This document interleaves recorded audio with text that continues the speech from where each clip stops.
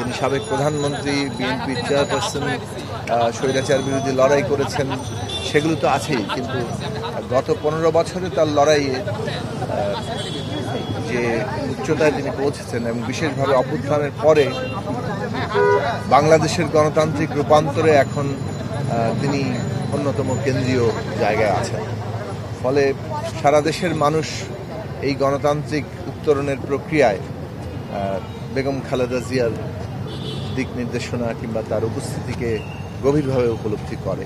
ফলে সবাই আমরা মনে করি যে সারা দেশবাসী তার জন্য দোয়া করা দরকার, আর দোয়া করছেন, এবং আশা করি দেশের মানুষের ভালোবাসায়, দোয়ায় এবং চিকিৎসকদের অবশ্যই সার্বক্ষণিক যে চিকিৎসা চলছে, তিনি সুস্থ হয়ে আবার ফিরবেন, আমরা সে আশা করি।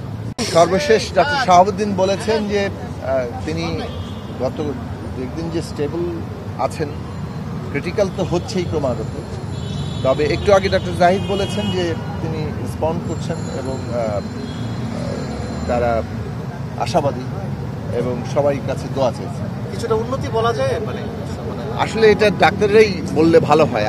আমাদের এটা হয়েছে যে আমরা যে খোঁজটা নিয়েছি, তা আমি যেটা জিজ্ঞেস করেছি যে আপনারা কি অবস্থা দেখছেন, স্টেবল আছেন, তারা চিকিৎসা দিচ্ছেন এবং তারা তাদের আশাবাদ নিয়েই তারা চিকিৎসা করছেন।